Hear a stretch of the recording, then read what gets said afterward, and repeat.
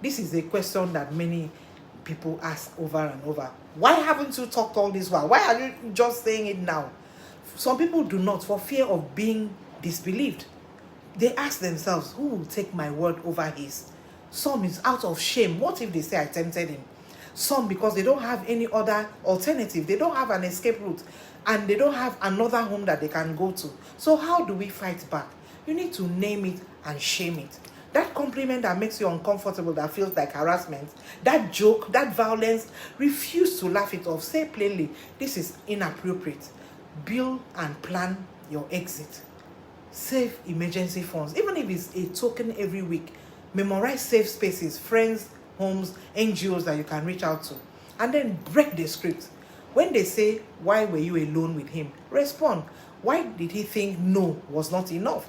Like in my case where I was with an uncle of mine. Share codes, not just stories. Teach your sister, teach your cousins, teach your neighbors, teach your daughters these codes. Document, screenshots, text, dates. Agree on a phrase that both of you would use to signal danger. Claim your anger. Claim your anger. You don't owe them politeness. You don't owe them grace. Stay back. Walk away. Report. Like I was bold enough to tell my uncle, please take me home. And I said it very calmly.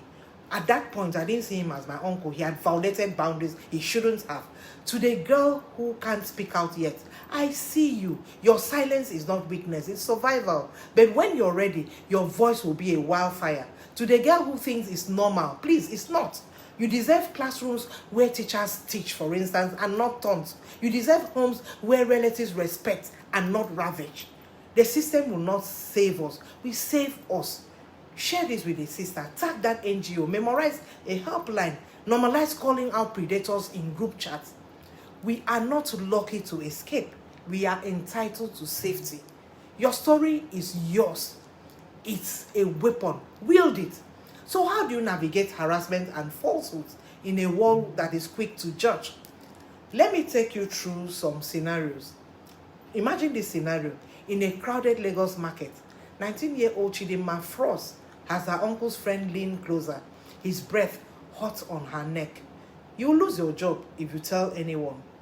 When she finally confided in her mother, the response crushed her. Why were you alone with him? You must have provoked him.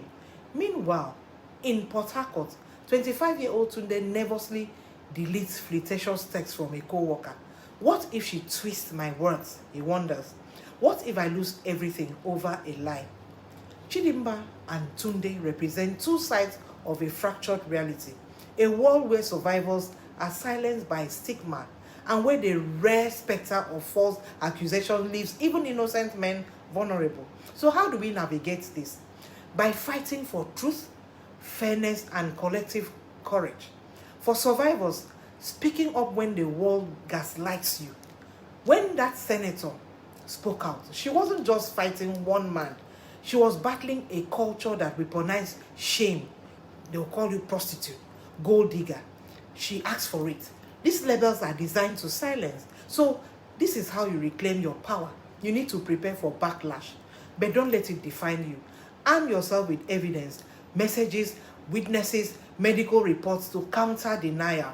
Mentally rehearse responses to victim blaming. If somebody talks about your clothes, my choices are not an invitation. I'm not on trial here. The perpetrator is. Seek safe spaces first. Start with trusted NGOs, therapists, or anonymous hotlines. They will help you process trauma before facing public scrutiny. Leverage strength in numbers. Share your story alongside other survivors. There are some movements like Arewa, Me Too, that proves that collective voices are harder to dismiss. Then reframe the narratives. When society calls you a prostitute, respond with unshakable clarity. No one sells their body by force. This is violence, not transaction. Men too get falsely accused. Let's not forget that. Let's not overlook this truth. Men, you need to protect yourself without undermining survivors. False accusations happen, but they are rare. Studies show that only 2 to 8% are fabricated, but they do happen. And this is how to safeguard your integrity. while advocating for justice. Please set clear boundaries. Avoid private, ambiguous interactions at work or school. Use group chats, public spaces, and professional language.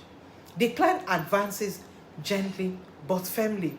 I'm flattered, but let's keep things professional. And then document interactions, save emails, texts, and receipts. If someone makes you uncomfortable, note the details privately. And then support survivors publicly. Challenge stereotypes privately. Say things like, I believe women, while advocating for due process. Push back when friends joke about harassment. It normalizes distrust. And if falsely accused, please stay calm. Gather evidence, alibis, timestamps, witnesses, seek legal counsel immediately.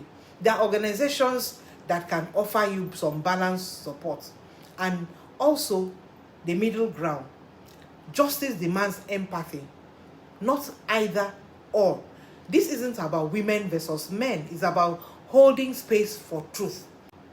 Believe survivors first, but verify claims through fair, impartial processes.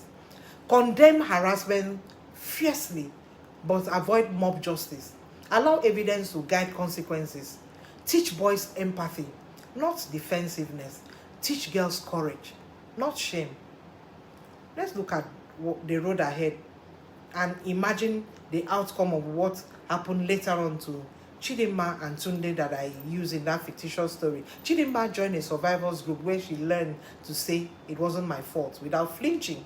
Tunde now mentors teens on consent, telling them that respect isn't just about avoiding trouble, it's about being human. True balance isn't neutrality, it's fighting for a world where survivors are not punished for existing. Innocent men are not presumed guilty. Accountability is rooted in fact and not fear. So to every Chidinma out there, I want to say this: your voice matters. To every Tunde, your integrity matters. We rise together. Share this video with the caption, I believe you, no exceptions. Donate if you can to organizations that are fighting for all survivors. And if you're holding a story that the world tried to bury, whisper it. Someone will listen. The road to healing is paved with broken silences. Walk it. We'll all walk it together. Until no child learns to equate manhood with enduring pain in silence. Until no woman is told her harassment isn't that bad. Until never again isn't a plea. It's a promise kept for everybody. Every story. Until no more girls learn to flinch when men rest their hands. Until no more boys grow into predators, because boys will be boys. Until never again isn't a plea, it's a promise. This should not be condoned. Abuse has no gender, neither does courage. The road to healing is paved with broken silences. Walk it. We'll all walk it together. Don't go away. Subscribe, share, and rise. God bless you. I look forward to engaging with you in the comments. Thank you.